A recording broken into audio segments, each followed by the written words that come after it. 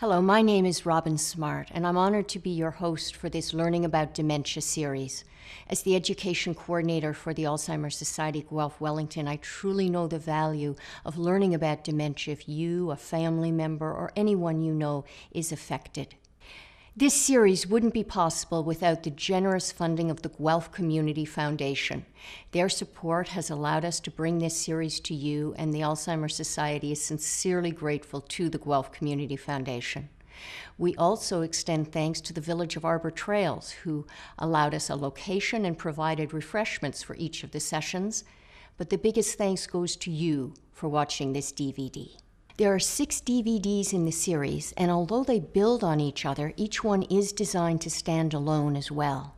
We encourage you to watch all 6 in the series, but you can jump ahead to a topic that is of particular interest or really pertinent to you in your situation right now.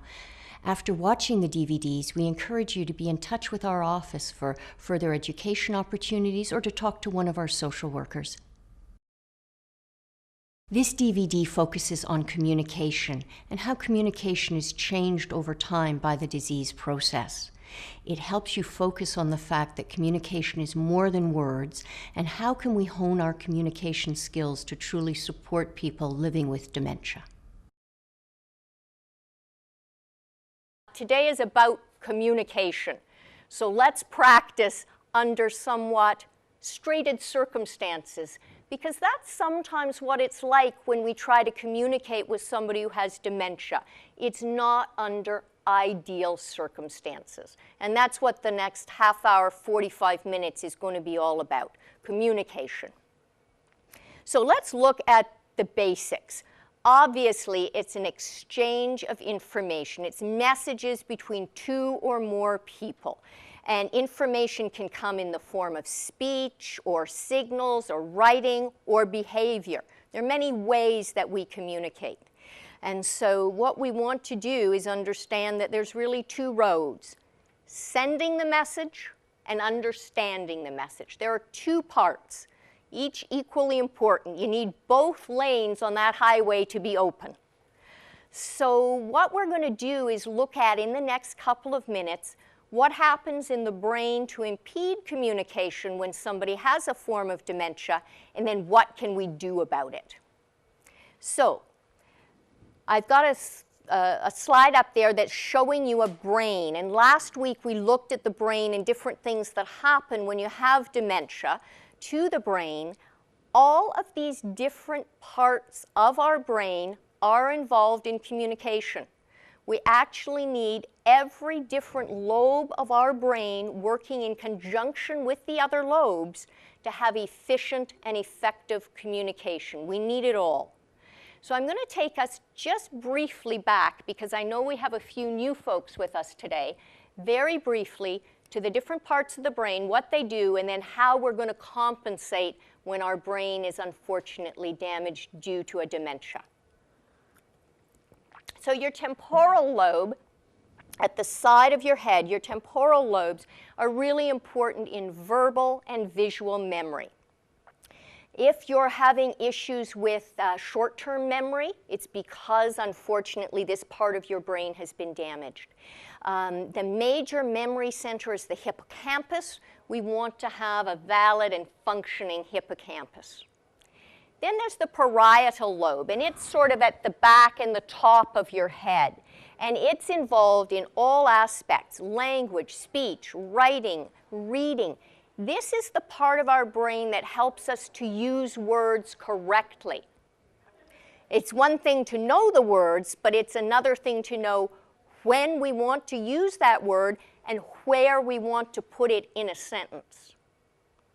Now, the front lobe, that's the largest section of the brain, this area of your brain at the front. Your front lobe is your CEO, or your executive center, and it's involved in planning, organizing, helping you to do new things. Unfortunately, if it gets damaged, you have difficulties in these areas. I think we have a few more folks just to join us now. Welcome. And the occipital lobe, involved with language. It's at the very back of the brain. and it's involved with visual processing. Makes sense, you know, sounds the same thing. So it controls vision, and it's the ability to see and combine colors, shapes, angles, movement, and put it into meaningful patterns. It helps our brain interpret what we see, and that helps us navigate our way around in our environment and understand what we're seeing and what is significant about what's in front of us. So how do we communicate? It's pretty basic. I think everybody in the room recognizes these two forms of communication. Verbally, we communicate by what we say and how we say it. But the most important key to communication, truly with anybody, but particularly with people who have dementia, is the nonverbal part of our communication. Our facial expression, our gestures, our body language, our tone of voice, our proximity to somebody, our positioning, the way we dress, all those nonverbal pieces come together and they make a powerful statement before we ever open our mouths. It's been said that we can't possibly not communicate. Even if I were to simply stand here in front of you, not move, and not speak, my presence alone is communicating something. We always communicate something. And when you break it down, this is kind of depressing for me because I'm doing all the talking for a little while, our words, they only account for 7% of our communication. Our words actually don't take up very much, and yet we often think that our words are our communication. They seem to be the be-all and end-all, the most important factor. But when you look at the pie chart up there, they are the smallest wedge of the pie. Our voice, our tone of voice, our intonation, our spacing, that accounts for 38% of our communication. And the other 55% is all the other nonverbal. So you can see that nonverbal communication trumps verbal every time. It is the most important. So when we're talking about that 55%, when we're talking about body language, what are we really talking about? And if we break it down, it would include, obviously, our facial expressions. What do they say about smiles? They're universal. Smiles are universal. Our facial expressions, our eye contact, our distance to somebody, our proximity, how we touch them, if we touch them, everything to do with our voice, our posture, our appearance, they all come together. And body language, the slide calls it the art of nonverbal communication, reveals more than you might know. Your body language will always trump your words. So it's important to make sure that what you say and what you're doing match each other, because somebody with dementia is always going to believe the nonverbal. Fortunately, I have a daughter who is now about to be 20. She's going to have a birthday this weekend, and she's going to turn 20. And she's pretty much grown through the phase of doing this. When she was a teenager, though, when I would ask her something or say something to her, she would fold her arms, get this look on her face, roll her eyes, slouch her shoulders, and sigh. The words that came out of her mouth were, "Yes, Mom," but the voice that said them was, "Yes, Mom." Was she buying into what I was saying? I guarantee you she was not buying into what I was saying. The words alone were in agreement, but every other aspect of her communication said, "I don't believe that." Your nonverbal is always going to trump your verbal. And so it's something that it's much harder to fake. You need to be aware of that. We can sometimes fake our words. You can't fake your nonverbal very well. So be very careful that those two match, that they're in congruence. Something to think about, each person is unique. You probably heard me last week say, when you've met somebody with dementia, you've met one person with one type of dementia. And that's the same when we're thinking about communication. We need to know that everybody is unique. And so in all the world, there's no one else like me. You can all sit there and say that, I can say that. And so when, unfortunately, people have dementia, they often lose certain abilities in different ways. So if you've met one person, you might not meet the same set of issues in the next person that has dementia. So you have to be aware that what we're going to go over is a general rule of thumb, but it needs to be adapted to whoever is in front of you at the moment. So communication, it varies from person to person. It varies from one time to the next. People will have good days and bad days. People will have good times of day and bad times of day. And it will truly vary depending on the person with dementia and the person giving the communication, their mood, their health, their approach, what's the task, the environment. All those other variables actually play a part in the communication. When somebody has dementia, the most common communication difficulties are that often they're not able to make themselves understood, so they have trouble expressing themselves. They may not understand, so they have trouble comprehending what you're saying, and they may not understand what is expected. Even if they hear your words and repeat your words back to you, they might have trouble understanding what are the actions that are associated with those words. Last week we looked at the different stages, early, middle, and late stage. So we're going to look a little bit at the stages of dementia, what changes and what we can do. So in the early stage, at the very beginning, people often have trouble with word finding. They'll have trouble finding the right word. It's that tip of the tongue experience. I'd ask you to show me with your hands, except I can't see you. How many people find that even in their own lives? Sometimes a struggle finding a word. But this is something that's more than just occasional. It becomes a very common, very frustrating experience. They might have difficulty with abstract thinking, with interpreting meanings. People become quite literal in their thinking.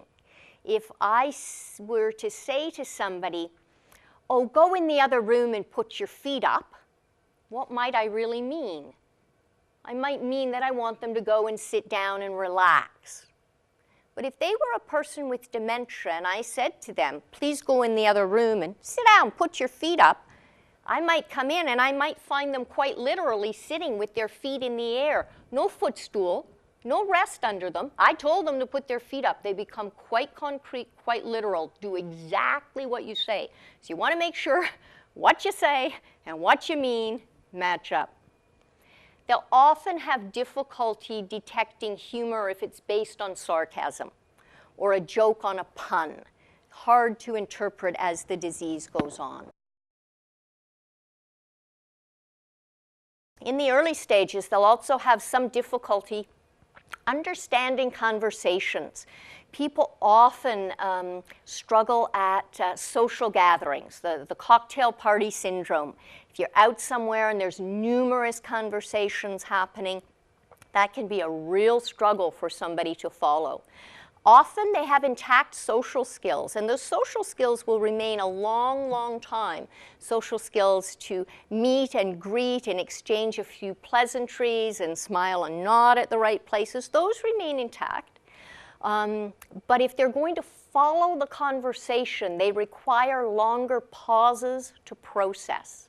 So you don't necessarily want to slow your speech, but you do want to slow down in that at the end of each sentence, you put a little more space in, just a couple seconds extra pause so people can process and catch up and move on with you.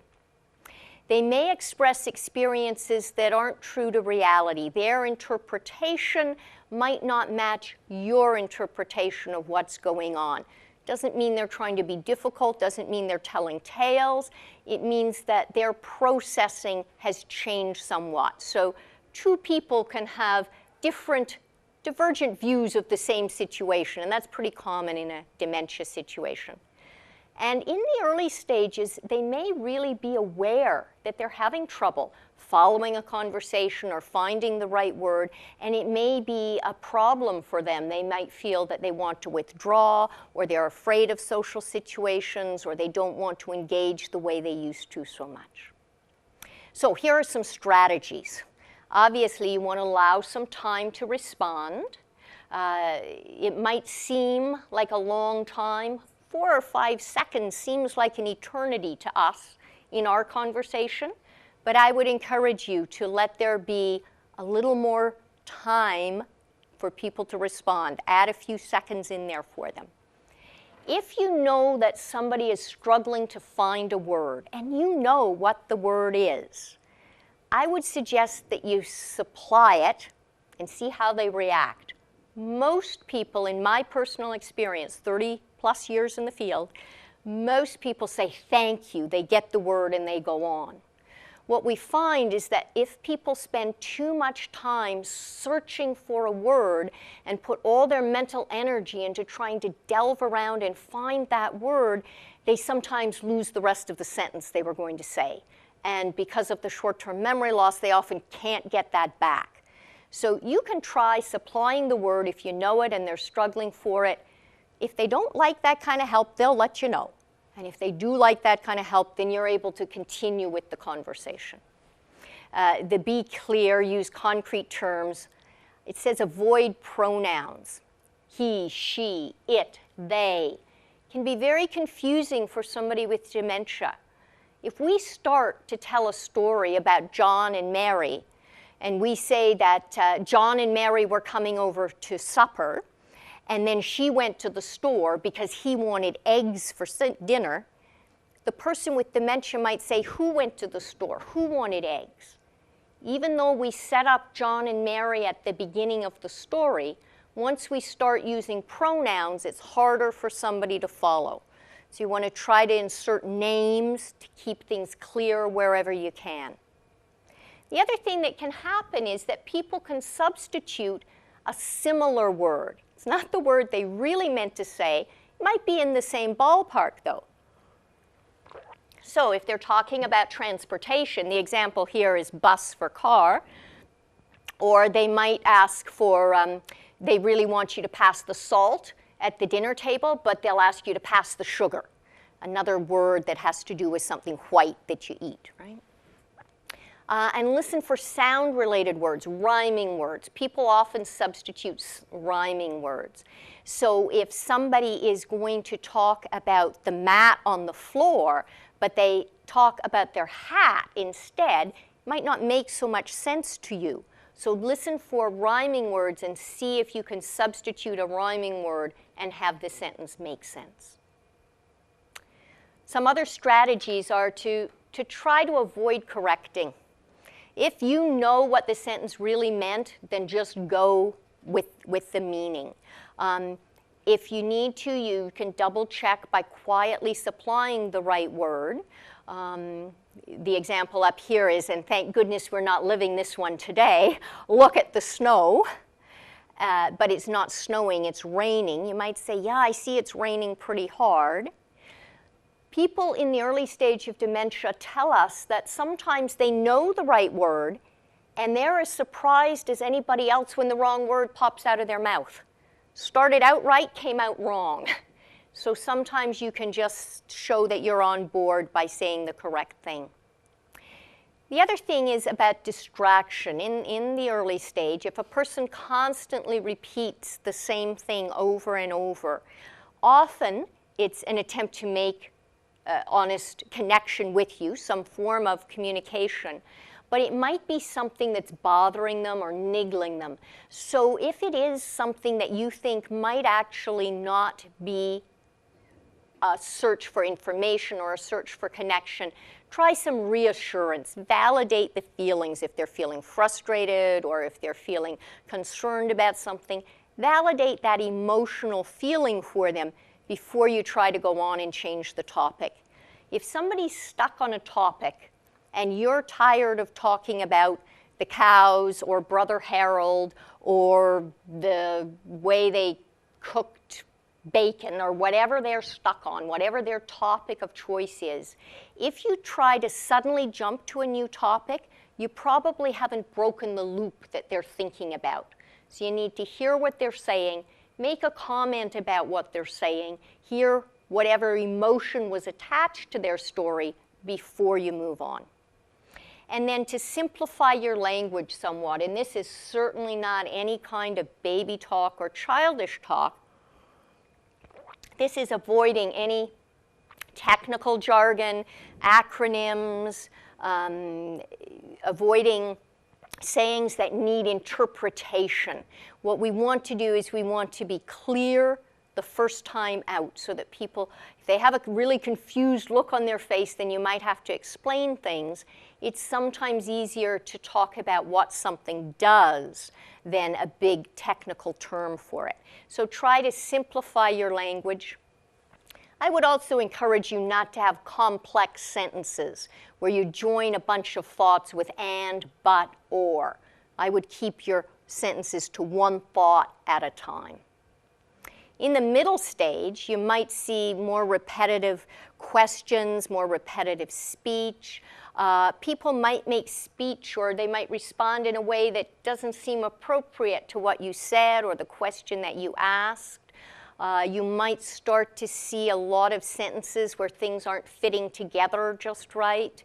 You might start to hear language that people wouldn't have used in the past, often for letter language come out of their mouths. And that is all due to disease process. That is due to changes, organic changes happening in the brain. People will struggle to find familiar names or the names of objects, nouns. Nouns seem to fly away. The names of things often disappear. And in the middle stage, you'll probably see an increased memory loss, and people start to lose their long-term memories at this point as well. So what you're going to see in the middle stage, along with that, is maybe a reduction in facial expression. I've talked about how important our nonverbal and our facial expressions are. It's still important for you to have good facial expression, but you might notice that the person themselves has a flatter affect as the time goes on. And people might really lose insight into how other people feel about what they're saying. So they're saying something, but they can't appreciate the same way the consequences of their language and their comments on other people's emotions. They may be embarrassed and really start withdrawing from social activities at this point. You might see a lot of frustration and agitation. I know that I sometimes say, oh, when I can't do something, but it's momentary for me. If I were living that on a daily basis and that was happening to me every time I turned around, I know that I would personally exhibit frustration and agitation when I'm searching and I can't find a word, or I want to tell somebody something and I can't communicate and get it out. You also may see some rapid changes in moods. And it may be that people are having a conversation and all of a sudden there's a swing to anger or there's a swing to tears. And you think, where did that come from? This is new, this is different. So you might notice that that's happening more and more often. So some strategies in the middle stage are to try to eliminate confusing situations. Have conversations one-to-one. Here's a little bonus tidbit for you. We're coming up to a holiday season, and there are often a lot of social gatherings over the holidays. I would encourage you to, if you are supporting somebody who has a dementia, to allow that person to have visitors on a one-to-one basis or just a couple of folks at a time instead of a number of people coming in the room at one time. Or taking them to a large function and they're finding it a little overwhelming, a little too loud, a little too busy. If they need to leave and step out of the room to somewhere more quiet, I would encourage you to let them do that and resettle and regroup. Certainly we want to use more nonverbal communication, and we're always looking for the emotion. Sometimes the words won't be there, but whatever emotion somebody is feeling will usually come through. Acknowledging somebody's feelings helps them be heard, helps them be recognized as a person with their own emotions and issues. Active listening is reflecting back. These are ideas that I'm sure you've done maybe spontaneously and without recognizing that it had a big fancy title to it. But active listening is rephrasing and clarifying. It also means that you can encourage more communication just by saying, tell me more, or that's interesting, or nodding, making eye contact. You can keep conversations going without having a lot of two-way happening. You can just encourage them to speak to you. The middle point, I think it should actually be underlined and have exclamation marks behind it. Avoiding test questions. Test questions are going to visit somebody, getting there and saying, hi, do you remember me? That's a test question. Hi, did so-and-so phone yesterday? Hi, what did you watch on TV last night? Hi, what did you have for lunch today? Anything that relies on short-term memory is actually a test question. We might care about what they ate for lunch, but we need another way to find out if people have severe memory impairment. So a test question is anything where they're kind of on the spot because they have to give you an answer. They will try. They might not give you an accurate answer. They will certainly try to answer. Or they're put in a position where you're asking questions and they're going, I don't know, I don't know, I don't know. Very debilitating. So I encourage you to probably either use an open-ended question, or I don't like questions much myself at all. I encourage folks to make neutral comments about something in the here and now. So if I go to visit somebody, I don't know how they are that day, I don't know how they're feeling, I don't know what's going on. So when I go in, I'm going to put on my nonverbal to match my verbal. I'm going to knock on the door and greet them and remind them who I am. Hi, I'm Robin, I'm here to visit, or whatever I'm there to do. I came to see you today, I came to bring you a plant, a flower, a book, a whatever. Tell them why I'm here. And then I make a comment on something we can both see. Maybe I comment about the weather. Maybe I comment about something they're wearing. I compliment their blouse or their jewelry. Maybe I make a comment, oh, I can see that you've got your Christmas tree up, or whatever, something in the environment. When you open with a neutral comment, people can't get it wrong. They can respond any way they like. This old thing, or my daughter gave it to me, or yes, I love this color. It's an easy way for them to start into conversation without feeling tested. It's just a more smooth opening for folks. So think about just making generic comments. In the late stage, there's really very limited ability for people to read or write. You will really see impaired word order. There's sound production issues because in late stage, not only are there changes that affect our thinking process, but the changes begin to affect our body function as well. It is harder for people to physically manipulate their tongue and their cheeks and their muscles and their larynx and all the pieces that go together for us to articulate sound. So they may sound a little slurrier, their sounds might be harder to understand. They might really have trouble expressing themselves clearly, but they will definitely respond to nonverbal. So this is where you can turn everything you've got into what emanates out of you. Your words are truly simply a supplement to what you are emanating or projecting in your nonverbal. The person, it says on the screen, with late-stage Alzheimer's disease is still able to read body language and emotional expression. So communication is truly at an emotional level. I was at a workshop last night, and it was particularly focused on end-stage dementia. And we talked about ways to communicate with people when you're not having conversations anymore, when words aren't there. And one of the things that we talked about was touch. Touch becomes a huge nonverbal communication with somebody.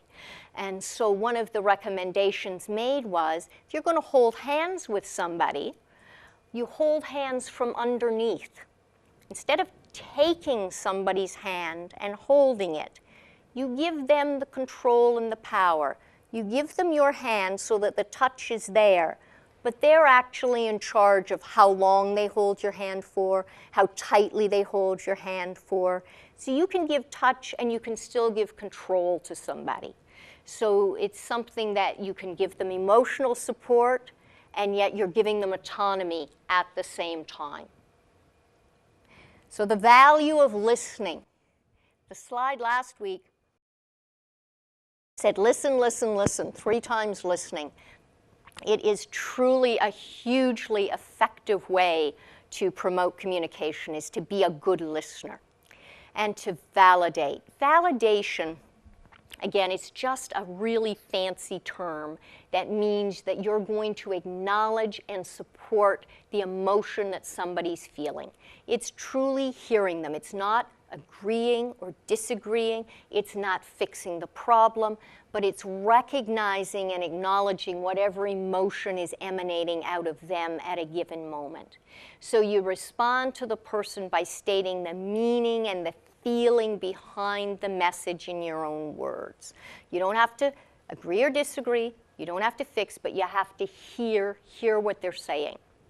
And validation is really important. It supports the meaning behind the words. It's not agreeing or disagreeing. You can explore. You can ask questions. You can say, tell me more.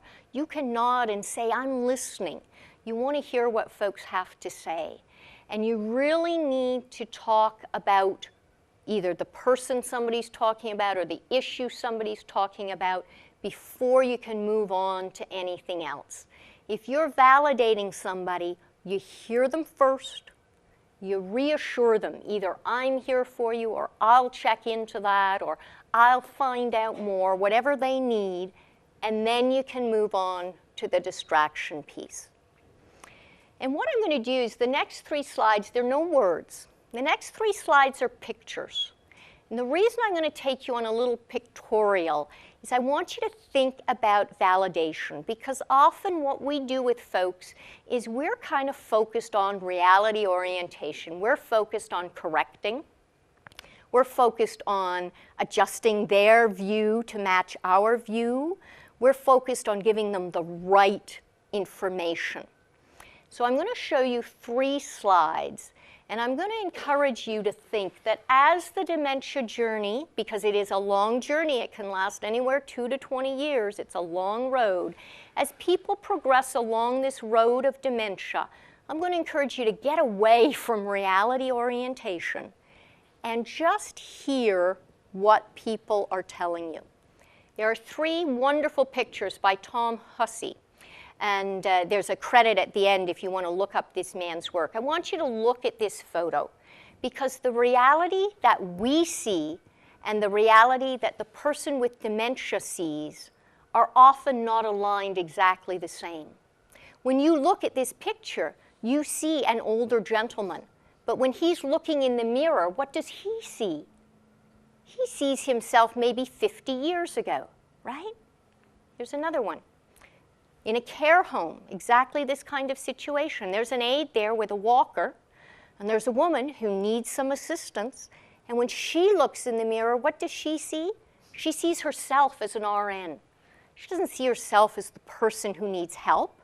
She sees herself as she was. So there's a difference in reality, because the girl holding the walker is seeing somebody that needs assistance. The woman in the mirror is seeing herself in her past. I'll just show you one more just as an example. So here's a home setting. There's a daughter, or a wife perhaps, helping somebody to get dressed. And when he looks in the mirror, he's seeing himself as a firefighter. He's not seeing himself as somebody with dementia who needs this kind of assistance. And I put those pictures in because I just wanted you to take a visual home about reality. Our reality and the reality of the person with dementia does not always line up. And so it's really important to hear what their reality is and to acknowledge that before we move on. Doesn't mean she's not going to help him get dressed. She needs to recognize that maybe his picture of what's happening and hers are not on the same page. So ways to make conversation more enjoyable, because we don't want to confront errors. There's a saying that you want to connect, not correct. So you want to make conversation enjoyable. Don't correct. Don't argue. Pick your battles. You don't have to be right about everything. Certainly avoid that baby talk. Try not to scold or raise your voice. And be accepting of inappropriate answers and nonsense words. You know that people are doing their best to give something back to you. The fact that it might not come out the way it used to come out doesn't mean that they're trying to be difficult. It means that that processing piece has really taken a hit. So a few don'ts, a few suggestions. I encourage you, if you're going to come and speak to somebody with dementia, don't come up from behind them. If you have to come from behind, circle around a bit so that you're out, so that you're coming in so they have a chance to see you. If you come up behind somebody and they already have a loss of peripheral vision, because as we get older, we all lose peripheral vision. But with dementia, you lose more peripheral and then eventually up and down vision. You don't want to startle somebody. So you want to circle around so they see you coming in, about a 45-degree angle. Please don't argue with the person. Please don't. That's taking you back to those two pictures in the mirror. What we see, what they see. Don't always line up. Please don't remind the person that they've already told you that story umpteen times, or they've already asked you something 17 times.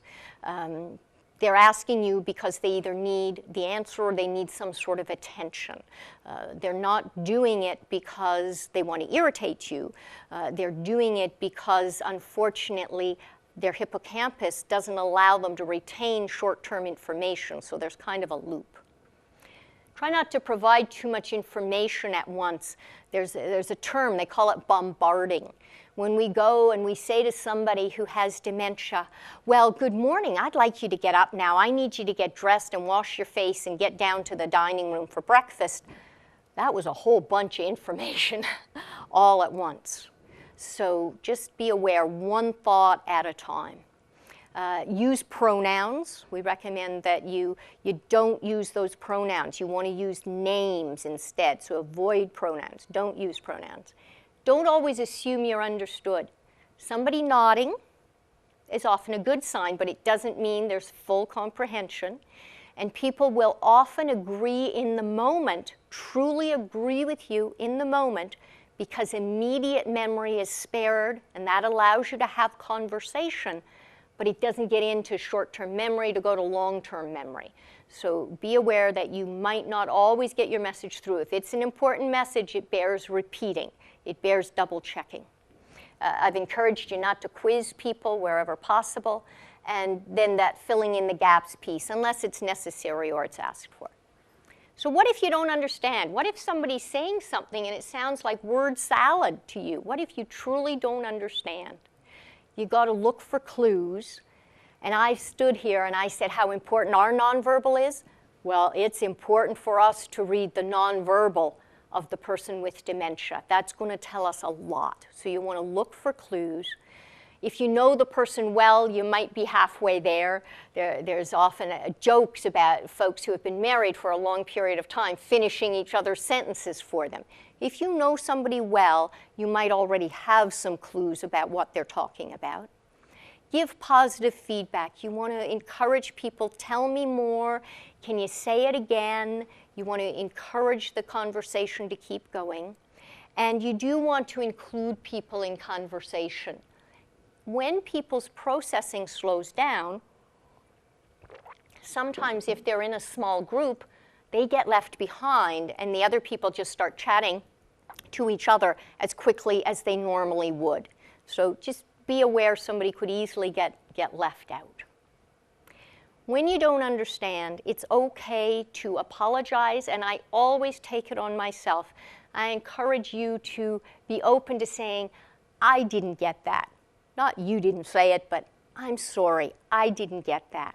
I'm sorry, I didn't hear you, or I'm sorry, I didn't understand. Could you say it again? Could you repeat that? Always be responding to the emotion.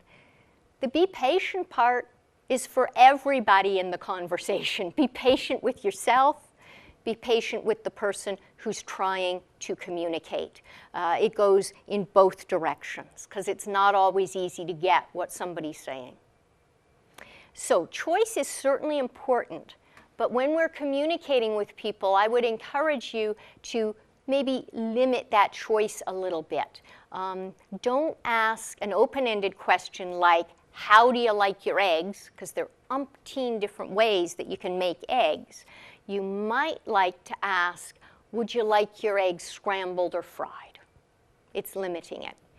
If people are beyond making a choice between scrambled and fried or poached and whatever you want, then limit to the question to something that can be answered with yes or no. Would you like scrambled eggs? Yes? Great, make scrambled eggs. No? Would you like fried eggs? Give them another try. So you can, it's a funnel effect. You start with wider questions, you make it smaller and smaller as people's dementia progresses. A few ideas to avoid. Shouting. Shouting actually won't help. In the end, it won't make you feel better, and it won't make anybody understand any better. We often think if we're louder, people will just get it. You ever traveled in a foreign country and you see people saying the same thing and they just say it louder and louder and louder to somebody? Volume doesn't make a difference. Try to avoid reminding people that they have asked you something in the past or told you something. Being sarcastic with people is usually not helpful or understood. And if you're impatient and you're nonverbal, it doesn't matter what your mouth is saying. It only matters what body language is emanating off of you. If you can avoid correcting and fighting, I would encourage you, let go of being right. That's a very frustrating thing for folks. And anything that's sort of a command or a demand or an ordering, anything that's around telling somebody what they must or have to do. So in general, you know this, we're speaking to adults. People need more processing time. If possible, can we invite? Can we invite and request instead of commanding? Can we be aware of our nonverbal communication? We really communicate by emotion and expression and touch at all the stages. You don't wait for the end stage. It's all communication involves that. Your feelings will remain. When you have dementia, many things are damaged, but the ability to feel remains. And so please be aware of that, even if it isn't reflected in somebody's face. Folks can't always give you back the same nonverbal communication, but they still have the ability to feel emotion. And do include the person with dementia.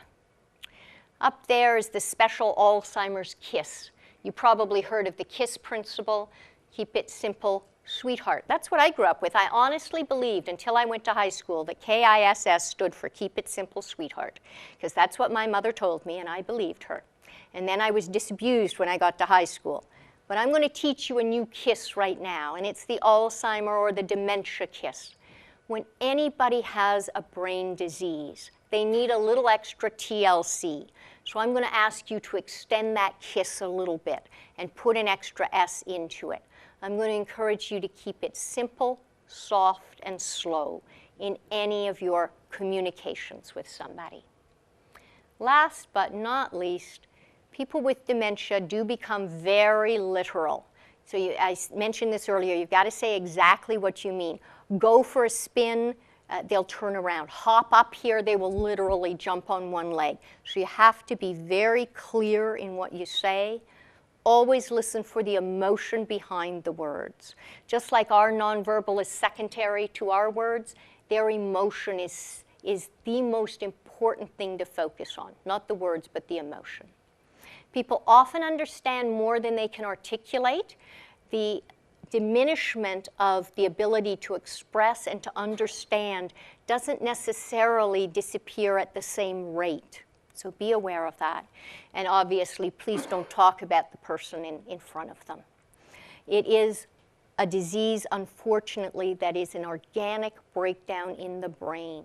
So we need to change ourselves and our communication techniques. What I'm going to do is I'm going to ask that we bring the lights back up, and we're going to talk about some questions, and I'm going to tell you about one of the handouts because I think it's pretty important. These are the credits for Tom Hussey, the photo credit. He did an entire series of those photos, and I think they're pretty telling. Thank you. So if you consult your handouts today, you will see many, but I want to draw your attention to this book called Communication.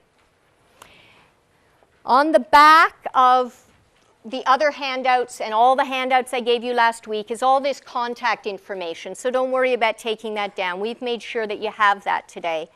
But what I do want you to do is I want you to think about having a good look at this communication book. It's going to talk not only about communication and the disease, but it's going to give you some ideas. It gives you examples, and it gives you communication tips for the doctor, for caregivers, for different situations that occur. So these are case studies for you. You've got a case study in your own life, and you'll find that inside this handout. Now, did anybody for some reason feel that they did not get the communication handout? Everybody got one? Great. Just want to make sure you have that. Bonus, on the back of the communication handout is a list of all sorts of other handouts and brochures that we have at the Alzheimer's Society, some of which you got last week, some of which you'll get later today, and some of which you'll get next week. But if for any reason you want others, don't forget to look at that list.